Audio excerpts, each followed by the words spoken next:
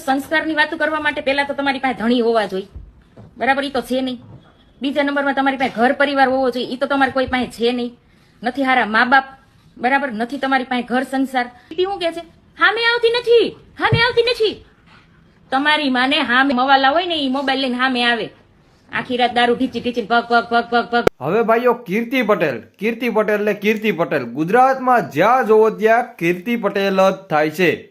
જ્યાં તમને ખબર જ હશે ક્યાંક ને ક્યાંક અત્યારે ગુજરાતમાં કીર્તિ પટેલ નિત્ય નવા માણસોના વિવાદ કરે છે અને મન થાય તેમ બોલે છે. પરંતુ હવે ભાઈઓ કીર્તિ પટેલના ક્યાંક ને ક્યાંક દિવસો ભરાઈ આવ્યા છે એવું દેખાય છે. કારણ કે લાલભાઈ આહિર જે છે એ હવે કીર્તિ પટેલને ઉજળા હાથે લીધી છે. એટલે કે કીર્તિ પટેલ જે છે ખજૂરભાઈનો પેલા વિવાદ કર્યો હતો અને ખજૂરભાઈના સપોર્ટમાં ગુજરાત આખું ઉતરી પડ્યું હતું, બરોબર છે?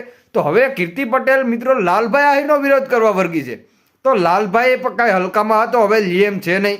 લાલભાઈએ પણ કહી દીધું છે ને કે હવે તું અમદાવાદની અંદર આપી દે અને લોકેશન પણ દઈ દીધું છે કે આ જગ્યાએ તું આવી જા જો સાચી હોય તો. અને ઘણા બધા લોકો છે એ પોતે એ જગ્યાએ લોકેશન ઉપર જાય છે અને વિડીયો બનાવી અને કીર્તિ પટેલને કહે છે કે અસલ સાચી મરદ હોય તો હવે તું અહીંયા આવી જા, તને રેડી કરી જ દેવી છે. એ વાત પાકી જ છે. તો આ વાત ઉપરથી ક્યાંક ને ક્યાંક એવું લાગી રહ્યું છે કે 2025 એ બહુ ખતરનાક છે. કારણ કે 2025નો હજી તો પહેલો જ મહિનો આવ્યો છે અને પહેલા મહિનામાં જ ભાઈઓ એટલા મોટા કલાકારોના વિવાદ થયા છે અને એવા સોશિયલ મીડિયાના જે મોટા ઇન્ફ્લુએન્સર છે એના પણ એવડા વિવાદ થયા છે કે એની વાત જ પૂછોમાં. મેં કોઈથી ક્યારે વિચાર્યું નહોતું કે 2025માં એવડા વિવાદ થઈ જાય. અને હજી પણ આગળ જતા 2025ની અંદર શું થશે હજી સુધી કોઈ લોકોને ખબર નથી. અને કીર્તિ પટેલ છે એ પર ડે નવા માણસોના વિવાદ કરે છે અને મન થાય તેમ બોલે છે. જેમાં લાલભાઈ આહિરને ગાળો પણ દીધી છે, એમના ફેમિલી વિશે પણ બોલી છે.